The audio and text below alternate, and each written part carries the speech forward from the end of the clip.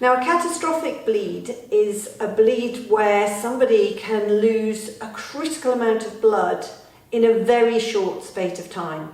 In fact, they can bleed out in less than 3 minutes. So it's really important that they receive immediate first aid because that can save their lives. So first of all, check for danger. If the perpetrator is still around and if you're in any danger at all, stay back and get the emergency services on the way. If you're sure that there is no danger, turn your attention to the casualty quickly. So check for response and check for breathing.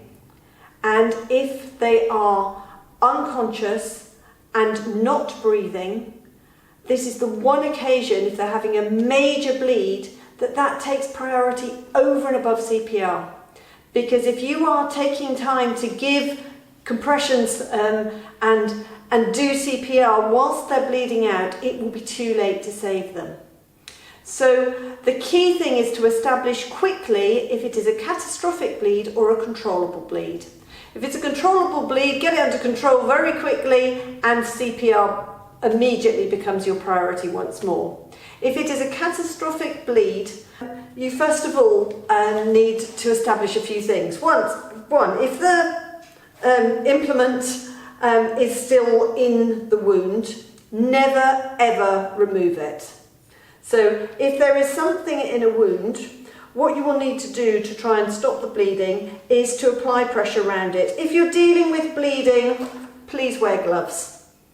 So protect yourself if at all possible. So if there is something in the wound, you would get whatever you've got, it could be rolled up socks, it could be whatever, to pad around the object, to pad up, so that you can then apply bandage around it as tight as you can to stop the bleeding. If it appears very quickly that there is no way you're going to be able to control the bleeding in that way, then you are dealing with a catastrophic bleed. Most bleeds can be controlled by firm and direct pressure. So if you can control it, that is great. And if it's a controllable bleed, go straight to CPR if they're unconscious and not breathing. If it's a catastrophic bleed that you are dealing with, so you cannot stop that bleeding by direct pressure, you now need to look at other ways of stopping that bleed.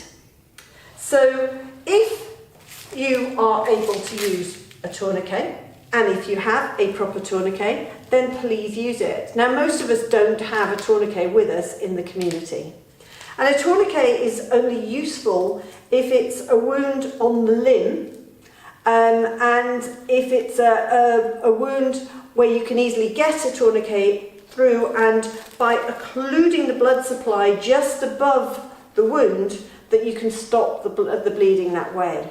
The other important point is to ensure that you have checked any other wounds. So we are establishing that this one is the most serious wound, but this casualty has other wounds too, and clearly that is of major importance to the fact that they have lost their foot. So really important you look at the casualty all over quickly and make sure that you are dealing with the most serious wounds and stopping the bleeding as quickly as you can.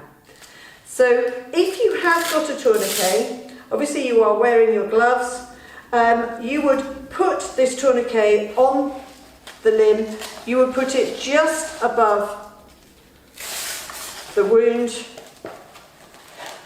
and you put it on like that, you velcro around like that, and then this is your windlass. So this is what you are doing to tighten up and cut off the blood supply. It will be absolute agony for the person who is bleeding out. So you need to tell them it's going to hurt if they're conscious. You tell them it's going to hurt. You tell them otherwise, even if they're unconscious, that it's going to hurt. And you do this quickly. Now, once you've made the commitment that you are putting on a tourniquet, you're not going to take it off.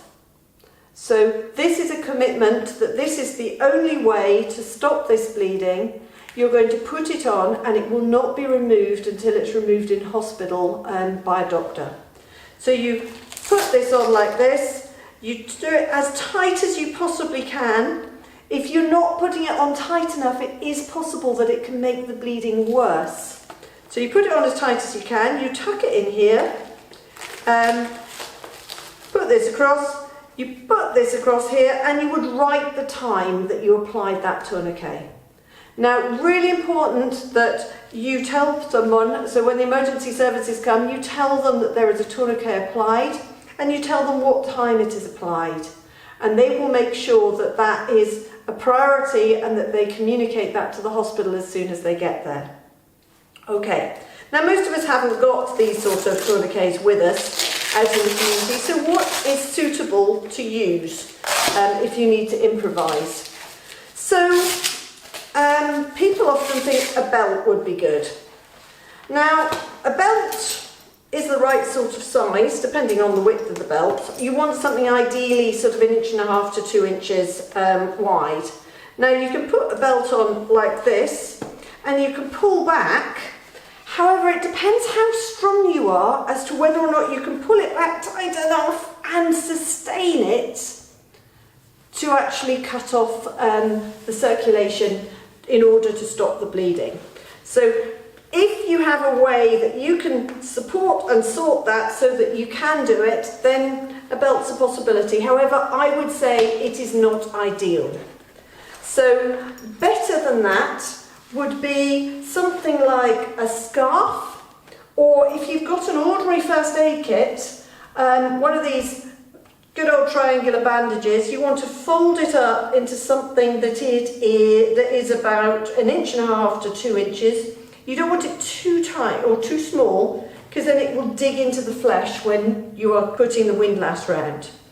And you would literally just put that around the limb like this. You tie it in a knot, and then you use your ordinary scissors that you've got inside your first aid kit as well, so your tough cut scissors.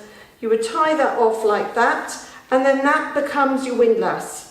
So you would then tighten that round, round, round, round, round. Make sure you are doing it tight enough to stop the bleeding. And it's possible that you might need to use a second tourniquet if you can't stop the bleeding with the first one.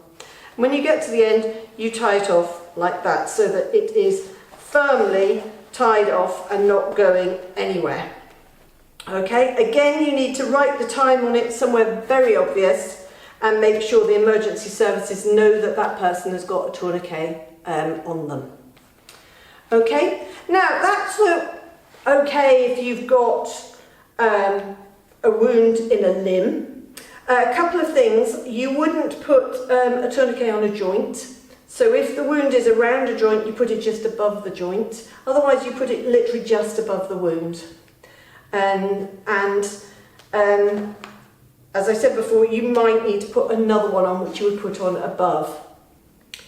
If you haven't got a wound on an arm or a leg, or even if you've got a gaping wound like that, it might be better to stop the bleeding by actually getting your gloved hand and putting it inside to find out where the main part of the bleeding is coming from, and then getting something. So this is the same as you're using your Celox or your wound gauze, where you're packing with some proper clotting agent type gauze.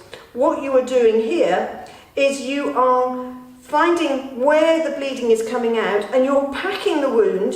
So you would get an end like that, you would find where it's coming out, you would push your finger in, and then you would push down on top like that, if I can show you, to push down on top of the wound so that you are packing that wound, so that when you apply direct pressure on the top, you are then pushing and stopping that wound. If you are going to carry something with you, these sort of dressings are absolutely amazing. So these are great sort of blast type dressings. They come in something like that. They're quite good if you're a motorcyclist, or if you're out and about and you want something that's really tough and really durable, and you can put that over the top like that, your packed wound, and you would put it on like that, and as you carry on going round, you twist it and this will tighten round and apply a really good pressure dressing.